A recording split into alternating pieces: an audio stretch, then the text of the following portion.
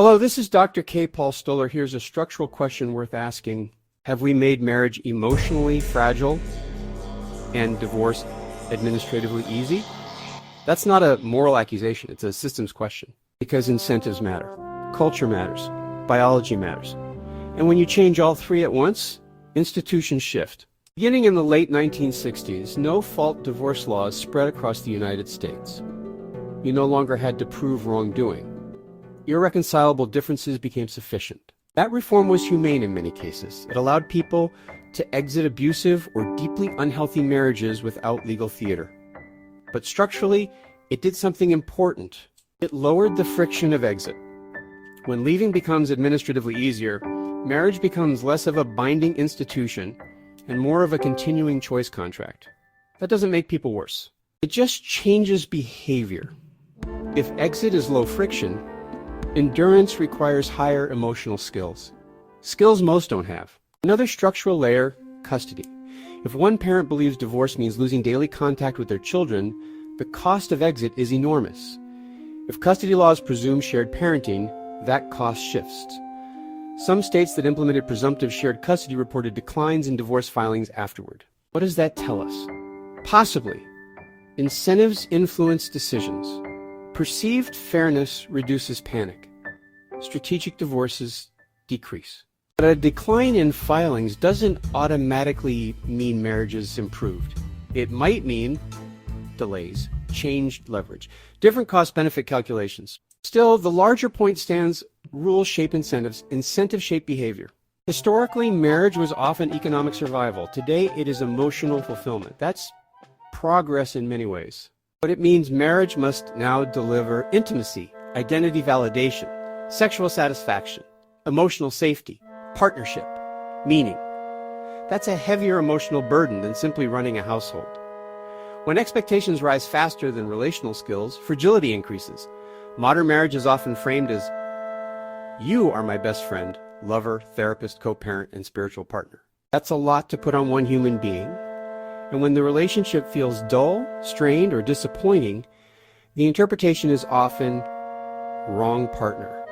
Instead of normal stress plus skill deficit, we have raised expectations while weakening resilience training. That's a recipe for brittleness. One guy and one gal are simply not enough people to support a marriage. It really takes an extended family, community, and village to do this correctly, but rarely available anymore. Novelty activates dopamine, new attention, new possibilities, new attraction. Stability activates safety systems, quieter, calmer bonding. Now place that biology inside dating apps, endless perceived options, social media comparisons, pornified novelty culture. You've built an environment that rewards restlessness. Sustained attachment requires resisting novelty spikes. That's not easy. Historically, marriage existed within extended family, religious communities, stable neighborhoods, strong social norms. Now, many couples are isolated units. Two people managing work, finances, childcare, emotional needs, social needs, without much support. Less buffering means more pressure. More pressure means more fracture risk. It's often cited that women initiate a majority of divorces. That doesn't automatically mean they benefit financially. It often reflects greater dissatisfaction, lower tolerance for unmet emotional needs, shifts in leverage and independence. In a system where marriage is emotionally evaluated, the partner who feels the deficit more acutely is more likely to initiate exit. That's structural, not villainous. So, have we made marriage fragile? In many ways, yes. We have lowered the administrative barriers to divorce, raised emotional expectations of marriage, increased novelty exposure, reduced community support, maintained limited relational skill education. That combination makes durability harder. Not impossible. Harder. The real question, the goal, shouldn't be making exit impossible.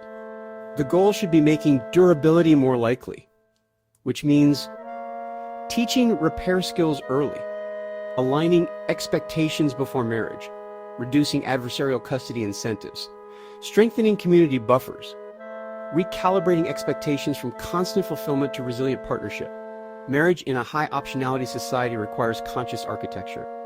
It no longer survives by default, magical thinking or hope. We don't need nostalgia, and we don't need denial. We need structural honesty. Marriage today is voluntary, emotionally loaded, and administratively escapable. If we want it to last more often, we have to design for that reality. Because fragility isn't a moral failure, it's a systems outcome, and systems can be redesigned.